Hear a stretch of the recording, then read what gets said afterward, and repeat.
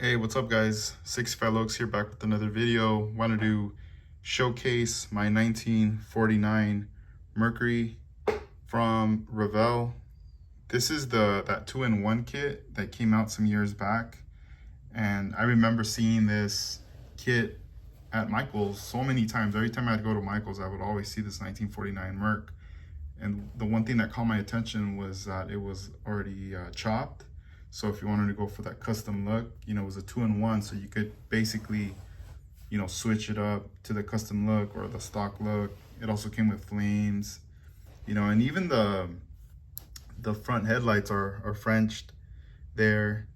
At the same time, you get a couple of options with the skirts. You get these really, really long, cool, almost looks like cruiser skirts right there, and also with some of the stock ones.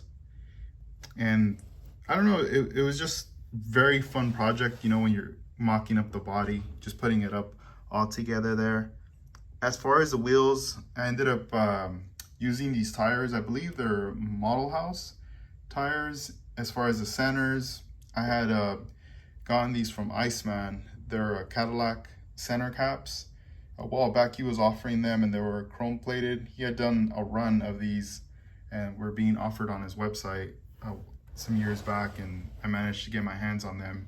And there were some others that I also managed to get from him as well. Back here, we got the little Scale Riders license plate rocking there, and along with the tailpipes sticking out.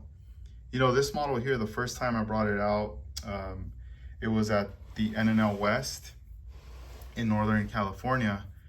The first time I presented the car, it was completely slammed to the ground, and it had a different set of wheels at that time as well.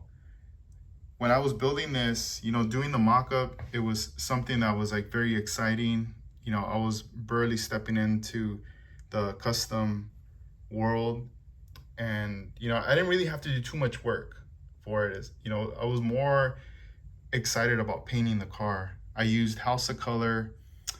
I don't remember the name of the purple, but it's one of the pearl purples that's available from House of Color. When I had painted this car purple, as before I even clear coated it, I was like just staring at it, and I just decided, how about I lay some, like blue candy over it, some of the Oriental blue over this car, what kind of an effect.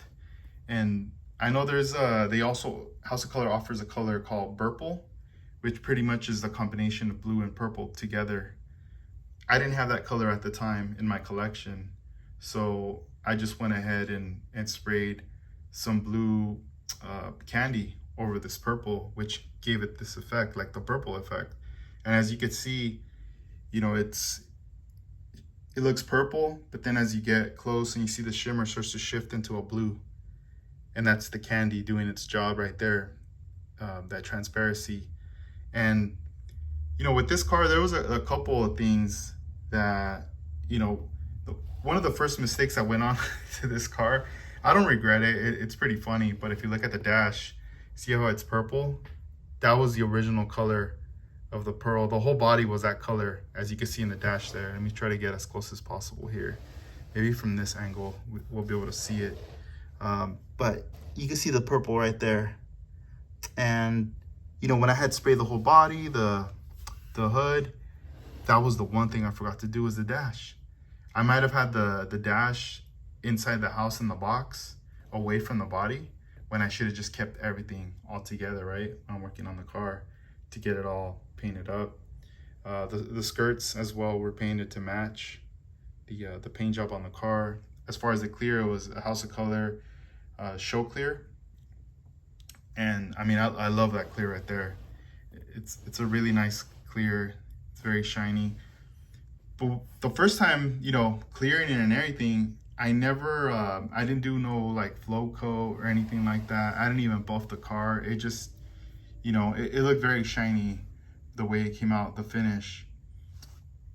But that one presentation, when I showed it at NNL West, it was slammed to the ground, and even a lot of the undercarriage pieces I took out just because I wanted to get it as low as possible and I was going more for the look. I didn't really care too much about adding everything, adding an engine, anything like that. I just had no interest. My main focus was the paint job, the look of the car being slammed, and it's a curbside. The kit did offer everything else in there, but I was not going to display this car with the hood opened up or the car being tilted sideways or anything like that. I just my thing was more about being slammed and just showcasing it for what it would be like if it was like parked, you know, on the curb, on the side, or at a show, just posted up in the grass area right there being showcased. And as time went on, I started to learn how to polish my models. Shout outs to Scott Scale Builds. He was the artist who broke it down to me and taught me, not just to get over that fear of polishing the car, because my fear was breaking through the clear into the paint and just ruining a paint job. So I went back and I revisited the car. A lot of these parts were already glued on, so obviously like the bumpers, the glass was glued on. And I knew that if I would take that stuff off, I was gonna basically tear into it, it was just gonna tearing off the glass with the glue and everything, it was gonna pull everything off. So I decided to leave that alone, but I did put tape around certain areas, and I focused on the bigger areas, obviously the roof, the hood, the side doors, the skirts, those bigger wide flat areas. I started to focus on that, and I started using the Meguiar's polish to polish this car. From there, I just decided, you know what, I'm gonna go ahead and swap the wheels. And by then, I had purchased these wheels, I had gotten the center caps, and now I started to feel a little bit more confident about this build. Like, all right, cool, let me bring it back to life. It has a new shine. The wheels are all set up now on this car. So let me go ahead and build the undercarriage. So I started assembling the whole undercarriage of the car, painting it just black, flat black, nothing crazy, But at the same time, I was like, all right, I could put the engine in because I have the parts, but then I wasn't really too interested. This car is gonna remain with the closed hood, So I just went ahead and decided not to go with the engine there and just keeping it sealed, still remaining a curbside till this day. But by adding the undercarriage and everything, the axles, all that stuff, it brought the car higher, right? The stance. But that's fine with me. I was happy with it. I was even gonna do it without the skirts, but I really liked, the way it looked with the skirts. Both ways, to me, it was gonna be cool. But when I mocked it up with this, I was like, yo, I like this more. So decided to go back. And I don't mind the stance. I mean, this is like if the car was parked and it just lifted up off the ground and they're getting ready to go home, getting ready for that cruise. And, another thing that happened with this, when I had revisited the car, I took it apart. And as far as the interior, it's very plain. It's nothing too crazy with the interior. I did use a photo etch steering wheel right there. The interior is just white, like a flat white. All the seats, I didn't detail or do anything like that. The package tray, I ended up adding crushed velvet to the back because I had some in white left over from a previous build. And I was like, yo, I'm gonna add some. But then I made a mistake. The kind of glue that I used was the CA glue, and I should have just let it dry on its own separately.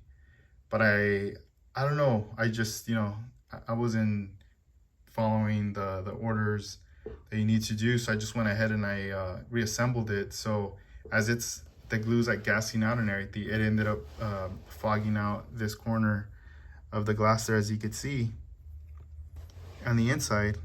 And it's all good. I mean, it's part of the game, and I'm not gonna let it beat myself up or anything like that.